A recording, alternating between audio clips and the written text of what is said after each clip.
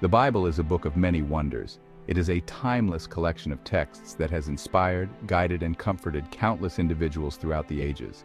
Its pages are filled with wisdom, poetry, and profound truths that resonate with the human experience. It tells stories of creation, love, and redemption.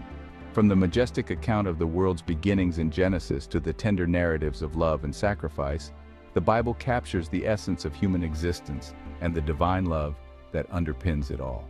But it also speaks of the future. The Bible is not just a record of the past, it is a prophetic book that offers insights into what lies ahead. Its prophecies are like a tapestry, intricately woven with threads of divine revelation. God, in His infinite wisdom, has woven prophecies throughout the Scriptures. These prophecies are not random or isolated, they are part of a grand design that reveals His plan for humanity and the world. These prophecies offer glimpses into what is to come. They are like windows into the future, providing us with a sense of direction and purpose as we navigate the complexities of life. Some have already come true, proving the Bible's divine inspiration. The fulfillment of these prophecies serves as a testament to the accuracy and reliability of the Scriptures, reinforcing our faith in their divine origin. Others are still unfolding before our very eyes. As we witness the events of our time, we can see the threads of prophecy being woven into the fabric of history, reminding us that we are part of a larger story. Among these prophecies is the prediction of a one-world government. This concept, though it may seem far-fetched, is a recurring theme in the prophetic texts, suggesting a future where global unity and governance play a significant role. This idea might seem like something out of a science fiction novel. Indeed, the notion of a unified world government has been a popular topic in literature and media, often depicted with a mix of hope and caution. Yet, the Bible speaks about it clearly. The prophetic books, particularly Daniel and Revelation, provide detailed descriptions of this future world order, offering both warnings and assurances. The books of Daniel and Revelation in particular paint a vivid picture of this future world order. Through symbolic language and visionary experiences, these texts reveal the challenges and triumphs that will accompany this global transformation. Understanding these prophecies is not about predicting dates or indulging in fear. It is about gaining a deeper understanding of God's plan and preparing ourselves for the times ahead with faith and wisdom. It is about recognizing the times we live in. By being aware of the prophetic signs, we can better navigate the challenges of our era and remain steadfast in our faith. It is about preparing ourselves spiritually for the challenges and triumphs that lie ahead. Spiritual readiness involves cultivating a strong relationship with God, seeking His guidance, and living out our faith in practical ways. Most importantly, it is about deepening our trust in God's plan. Even when the world seems to be spiraling out of control, in times of uncertainty, our faith anchors us, providing hope and assurance that God's purposes will ultimately prevail. For believers, understanding prophecy is a call to action. It is an invitation to live out our faith with greater urgency and compassion, knowing that our actions have eternal significance. It is a reminder to stand firm in our faith and share the gospel message with urgency and compassion. The knowledge of prophecy should inspire us to reach out to others, offering them the hope and salvation found in Christ. The future may be uncertain, but God's promises are sure. In the midst of life's storms, we can hold on to the certainty of His word and the assurance of His love, and it is in Him that we find our ultimate hope and security. No matter what the future holds, we can rest in the knowledge that God's plan is perfect and His promises are unchanging. The prophet Daniel, living centuries before the birth of Christ, received a powerful vision. This vision was not just any ordinary dream, but a divine revelation that would shape the understanding of future generations. Daniel, a man of great faith and wisdom, was chosen to witness a glimpse of the world's destiny. He saw a massive statue made of different materials, each section distinct and symbolic. This statue was not merely a representation of human craftsmanship, but a profound metaphor for the rise and fall of empires. Each material represented a successive world empire, marking the passage of time and the shifting sands of power. These empires, though mighty in their own right, were all part of a grander divine plan. The head of gold was Babylon, the empire known for its opulence and grandeur. Babylon, under King Nebuchadnezzar, was a symbol of human achievement and pride, followed by the silver chest and arms of the Medo-Persian Empire. This empire, though not as splendid as Babylon, was powerful and expansive. conquering vast territories. Then came the bronze belly and thighs of Greece, representing the swift and strategic conquests of Alexander the Great.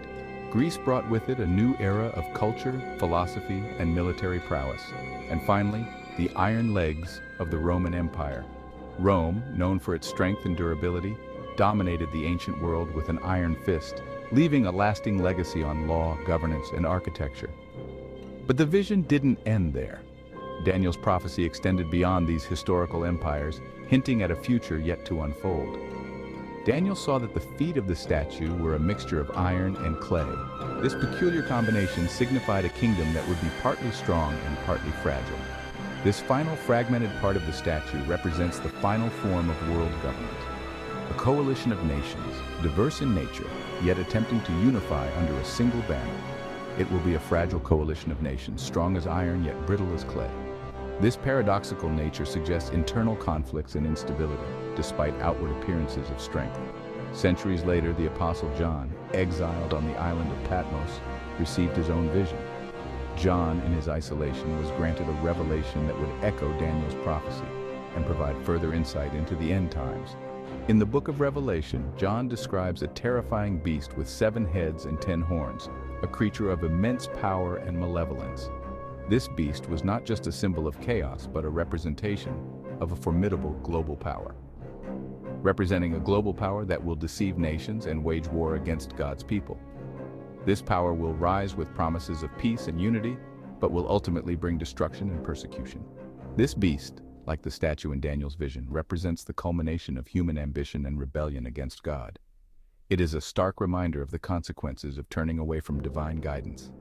These visions, though separated by time and circumstance, speak of the same end-times reality, the rise of a powerful global authority that will seek to control every aspect of human life. This authority will use technology, surveillance, and propaganda to maintain its grip on power, challenging the faith and resilience of believers.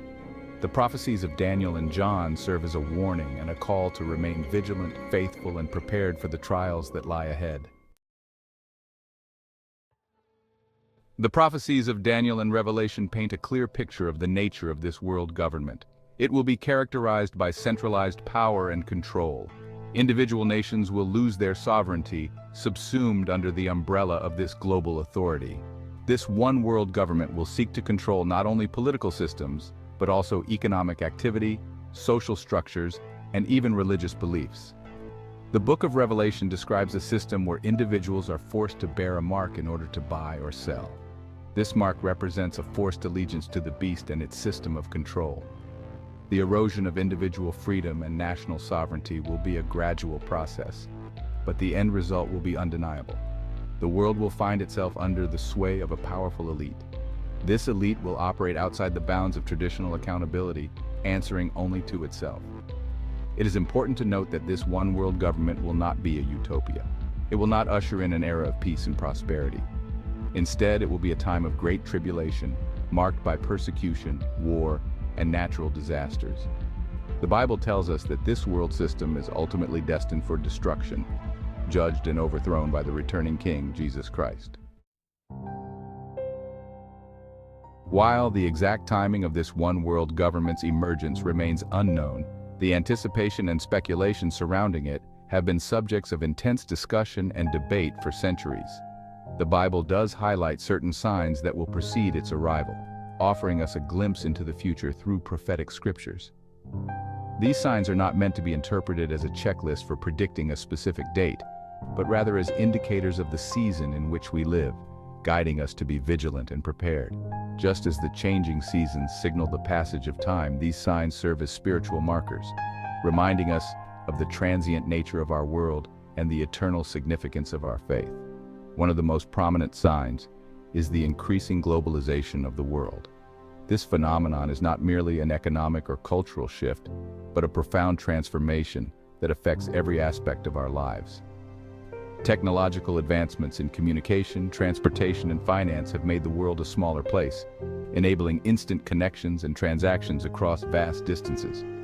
National borders seem less significant as global trade and interconnectedness continue to grow, fostering a sense of unity and shared destiny among diverse populations. This interconnectedness, while seemingly positive on the surface, can also pave the way for a global system of control. The same technologies that connect us can be used to monitor, influence, and manipulate. Another sign is the rise of apostasy within the church. This spiritual decline is not just a matter of dwindling attendance, but a profound shift in beliefs and values. More and more people who claim to be Christians are abandoning the core tenets of the faith, choosing instead to follow a path that aligns more closely with secular ideologies. They are embracing secular values and compromising with the world, often at the expense of their spiritual integrity and commitment to biblical truths. This spiritual decline creates a fertile ground for deception and makes it easier for a charismatic world leader to emerge and unite people under a false banner of peace and unity. Such a leader could exploit the longing for stability and harmony, offering solutions that seem appealing but ultimately lead away from God. We are also witnessing an increase in natural disasters, famines, and pestilences, events that are both alarming and sobering.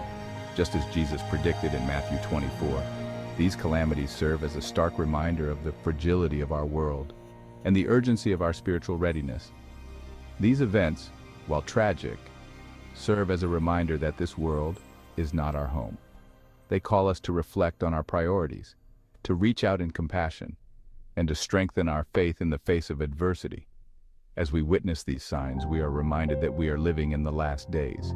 This awareness should not lead to fear, but to a deeper commitment to live out our faith with integrity, hope, and love, knowing that our ultimate home is with God.